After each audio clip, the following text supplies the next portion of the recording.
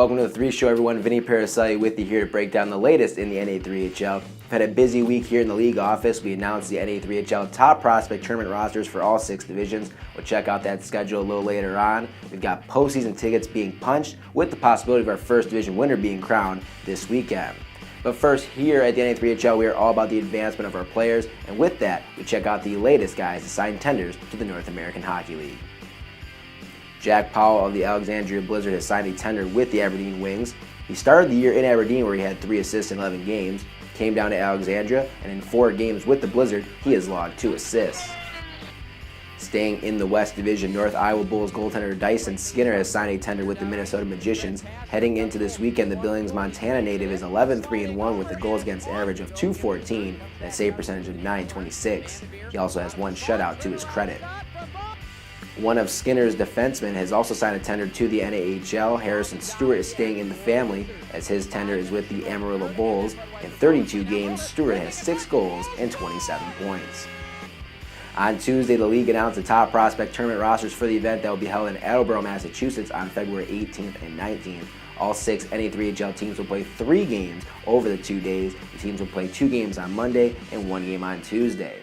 For the complete schedule, roster, and hotel information, log on to na3hl.com/TPT. Got a couple of teams clinching playoff berths recently. The Great Falls Americans have a 5-point lead in the Frontier Division and will be heading back to the postseason. They made it all the way to the Silver Cup Championship Tournament back in 2015 and 2016. Recently, they have not had that much success as they were swept in the first round in last year's playoffs. The New England Stars are back in the postseason picture. They represented the Coastal Division at last year's Fraser Cup tournament. They'll have a little bit of a tougher road to Chicago this time around as they currently sit as the 3rd seed in that division. Speaking of that Coastal Division, the LA Nordiques can clinch home ice throughout the playoffs as they have a date with the Northeast Generals on Saturday. A Nordiques win would clinch their first regular season division title in team history, while the Generals look to keep their slim division title hopes alive. And out west, the Lumberjacks and Bulls meet up again, this time for 2 games. The Jacks have stormed ahead and now have a 6-point lead in the division race and have taken all 3 previous meetings against the Bulls this season, but now they will face North Iowa for the first time on the road. North Iowa has lost 2 in a row and will look to get back in the division hunt.